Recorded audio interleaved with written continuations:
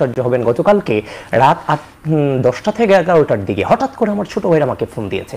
Phone দিয়ে বলতেছে, আমার ভাই বোন, ছোট ভাই ছোট বোনরা আমাকে ফোন দিয়ে বলতেছে, ভাই আপনি তো শিবির হয়ে গেছেন। আমি বললাম, কি আপনি শিবির হয়ে গেছেন? আমি কিভাবে শিবির হয়ে গেলাম? বলে যাবে আপনি অনলাইনে আসেন, আপনাকে শিবির হিসেবে প্রচার করা হচ্ছে।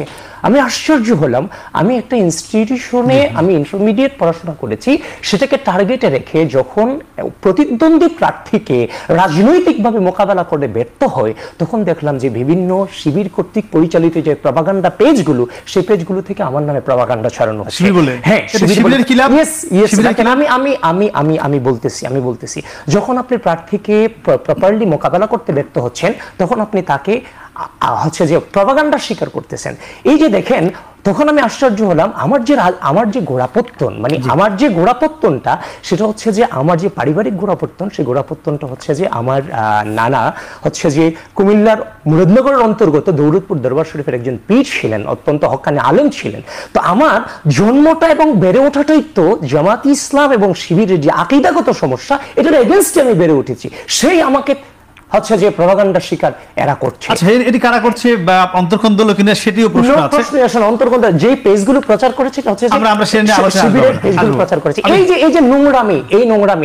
এবং আপনি আশ্চর্য হবেন, ঢাকা বিশ্ববিদ্যালয়ের যে হচ্ছে যে ঢাকা বিশ্ববিদ্যালয়ের যে পেজগুলো আছে, সেই পেজগুলোতে বিশ্ববিদ্যালয় প্রশাসন বলেছে এগুলো নাকি তাদের কন্ট্রোলে থাকবে। সেখান থেকে অপপ্রচার করা হচ্ছে, যখন আমরা রিপোস্ট করা হচ্ছে সেগুলো ডিক্লেয়ার করে দেওয়া। আমরা নিজেদের কথা বলতে চাই, আমরা নিজেরা কি করব আগামী ডাকসু সে নিয়ে কথা বলতে চাই। আমরা একটু যেতে চাই এস এম ফরহাদ আপনার কাছে। আপনারা বলেছেন ছাত্র শিবিরের প্যানেলের নাম দিয়েছিল ঐক্যবদ্ধ শিক্ষার্থী জোট। ঐক্যবদ্ধ শিক্ষার্থী জোট বলতে যা বোঝায়, এখানে সেই ইনক্লুসিভ ব্যাপারগুলো আপনাদের জোটে আছে কি না? ঐক্যবদ্ধ শিক্ষার্থী জোট বলতে আমরা আসলে যা বোঝাই সেটাই বোঝানোর চেষ্টা করেছি।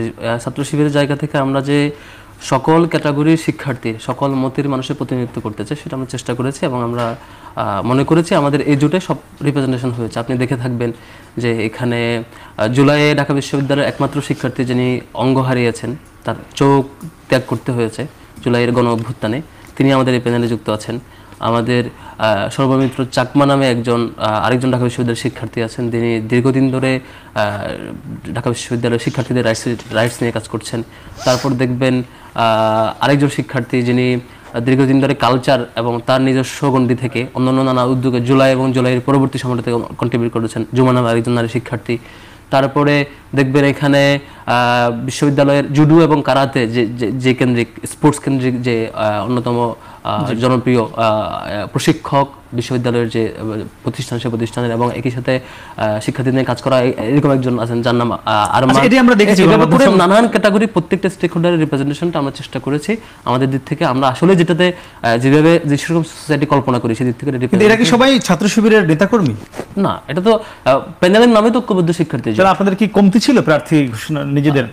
দেখেন, দেশটা কিন্তু আমি যদি ছাত্র শিবির বলি যে আমার লোকজন দিয়ে আমি পুরোটা প্যানেল দিলাম, নানান ক্যাটাগরি প্রত্যেকটা স্টেক হোল্ডারের রিপ্রেজেন্টেশনটা আমরা চেষ্টা করেছি আমাদের দিক থেকে। আমরা আসলে যেটাতে যেভাবে যে সেরকম সোসাইটি কল্পনা করি সেদিক থেকে। এরা কি সবাই ছাত্র শিবিরের নেতাকর্মী? না, এটা তো প্যানেলের নামে তো ঐক্যবদ্ধ শিক্ষার্থী। আপনাদের কি কমতি ছিল প্রার্থী নিজেদের? দেখেন, দেশটা কিন্তু আমি যদি ছাত্র শিবির বলি যে আমার লোকজন দিয়ে আমি পুরোটা প্যানেল দিলাম, ছাত্র শিবির কি নিজের লোকজন দিয়ে দেশ গড়বে? দেশটা করবে সবাইকে নিয়ে। এটা রিপ্রেজেন্টেশন ডাকসুতে চাই। ডাকসু হচ্ছে আপনি দেশটাকে কেমন করে চান, ক্যাম্পাসটাকে কেমন করে চান, সেটা রিপ্রেজেন্টেশন আপনার ডাকসুতে হইতে হবে। আমরা আসলে এই ক্যাম্পাসটাকে কেমন করে কল্পনা করি, কাদেরকে নিয়ে গড়তে চাই, এটা রিপ্রেজেন্টেশন আমার প্যানেলের মধ্যে দিয়ে হবে বলে বিশ্বাস করি। সেজন্য আমরা সবাইকে নিয়ে একটা জোট করেছি।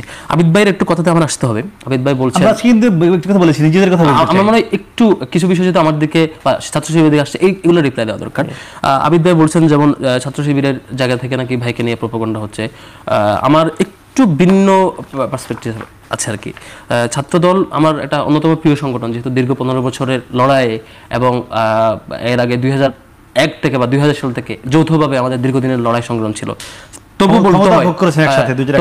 তবু বলতে হয় যে হচ্ছে এই যে 5 আগস্টের পর থেকে এখন পর্যন্ত শুধুমাত্র যেমন রিসেন্ট জাহাঙ্গীরনগরের ঘটনা দেখেছেন যে অভ্যন্তরীণ বেশ কুন্দল এবং পারস্পরিক দূরত্ব। আমার এই যে এখানে একটা এই যে প্রায় 990টা কেস আছে আর কি আমার এই ফাইলে, যেগুলো সব 5 তারিখের পর থেকে। যে কেসে তার মধ্যে অভ্যন্তরীণ কুন্দলের সংখ্যা ছিল ভাইদের টোটাল ইয়াতে। কেসগুলো কি ছাত্র দলের বিরুদ্ধে তালিকা করে রেখেছেন? তালিকা করে না, আমি জাস্ট পত্রিকার টাইটেলগুলো কোড করা, কোন দিনের ঘটনা এটা। যদিও ভাইয়ের মতো না, ভাই তো দীর্ঘদিন ধরে ওই যে আমি ভাই অনেকগুলো টকশো মন্ত্রমুগ্ধের মতো শুনছিলাম, যেখানে কবিতার মতো করে পাঠ করে করে শিবিরের বিভিন্ন কিছু শোনাচ্ছিলেন। দেখলাম যে ভাই যে তালিকায় হুবহু শোনাচ্ছেন সেটি হচ্ছে 71.org একটা ওয়েবসাইটে হুবহু সেভাবে আছে, যেখানে আরেকটা পেজে জিয়াউর রহমানকে খুনি বলা হয়েছে। মানে আওয়ামী লীগের ডিজাইন করা একটা পেজে তাদের ছাত্র শিবিরকে যেভাবে ফ্রেমিং করতে চাই, ভাই চমৎকার করে শুনিয়েছেন, আমি শুনেছি, মুগ্ধ হয়েছি যে আওয়ামী লীগের পেজ থেকে আরো ছাত্র শিবিরের ফ্রেমিং করাটা, দীর্ঘদিনের সহযুদ্ধ একসাথে যৌথ মুভমেন্ট করা, যৌথভাবে সবকিছু পরিচালনা সংগ্রহ চাপাই দিতে পারেন ভাই, অধিকার আছে। তবে যেখানে বলছিলাম অভ্যন্তরীণ কোন্দল যেখানে এইভাবে থাকে ছিল না, আমি আমি আমি আমি রিপ্লাই যাচ্ছি, এগুলো মিথ্যা ছিল না, আমি রিপ্লাই যাচ্ছি। তো এই যে ভাইয়ের বিরুদ্ধে আসছে, এখনো প্যানেল চূড়ান্ত হয় না, অনেকে তুলেছে। আমরা কি যে সংগঠনে ছাত্র ঢাকা কলেজে কমিটি ঘোষণার পরে ককটেল বিস্ফোরণ হয়েছে, জাহাঙ্গীরনগরে পারস্পরিক এই কমিটি মানি না ইস্যু হয়েছে, অভ্যন্তরীণ কোন্দলে 67 জন আহত হয়েছে এখন পর্যন্ত, এই ঘটনা যেখানে হয় সেখানে ডাকসুর মতো গুরুত্বপূর্ণ প্রার্থীতা নিয়ে বিপরীত প্রার্থীকে তাকে নিয়ে প্রপাগান্ডা করবে না, সেটা বিশ্বাস না করে বরং আমাদের দিকে তীর ছোড়া, এটা আমার মনে হয়, আমি সরি আসলে এটা হওয়াটা। তো আমি একটু স্টেপ নেই। আরেকটা জিনিস আপনাকে বলতে চাই, আমি শুনতে পেয়েছি এই তানভীর বাড়ি হামিম হচ্ছেন যে বিএনপির কোন এক বড় নেতার ভাতিজা নাকি, আমি জানি না, আমি জাস্ট এটা শুনতে পেয়েছি। তো ভাই এটা একটু আমি আমার বক্তব্যটা দিতে ভাই অ্যান্সার দিতে ভালো হবে। এখন ওই প্রভাব খাটিয়ে কি ওনার বিরুদ্ধে প্রশাসন ব্যবস্থা নিচ্ছে কিনা, এই জিনিসটা আসলে আমাদের প্রশাসন দিতে ভাই উত্তর, আপনি উত্তর দিতে পারবে কিনা আমি জানি না। আমি তো অনেকগুলো প্রশ্ন আপনার দিকে এসেছে, আমি সঙ্গে একটু বিষয় যুক্ত করতে চাই। আপনি সম্ভবত গতকাল যখন মনোনয়নপত্র কিনেছেন, কেনার পরে আপনি মনে হয় বলেছিলেন যে তারেক রহমানের নির্দেশে এই মনোনয়নপত্র কিনেছি, আমার এই কথা মনে ছিল। আমি তারেক রহমানের নির্দেশনা, সংগঠনের নির্দেশনা অনুযায়ী আমরা এটি হতে বলেছেন, তারেক রহমান উচ্চারণ করেননি না। আচ্ছা, আমি হয়তো তাহলে ভুল শুনতে পারি। আজকে আমরা আরেকজনকে দেখলাম, যখন মনোনয়ন নিলেন তিনি জিএস পদে একজনকে দেখেছি, তিনি এই মন্তব্যটি তিনি করেছেন যে তারেক রহমানের নির্দেশে আমি আজকে মনোনয়নপত্র কিনেছি। আমার প্রশ্ন হলো, আমি ধরে নিলাম আপনি ভিপিতে জিতলেন, বা ওই নেতা যিনি বলেছেন তারেক রহমানের নির্দেশে মনোনয়ন কিনেছেন তিনি জিএস হলো, ডাকসু চালাবে আবিদুল ইসলাম আবিদ নাকি তারেক রহমান? দেখেন,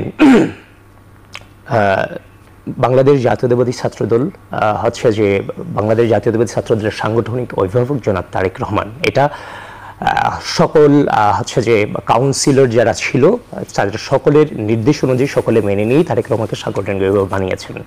তো যে সিদ্ধান্তগুলো, গুরুত্বপূর্ণ সিদ্ধান্তগুলো, সেই সিদ্ধান্তগুলোতে হচ্ছে যে তিনি যাচাই বাছাই উনি একটু হচ্ছে যে আপনার মানে যেন হচ্ছে যে মানে একটা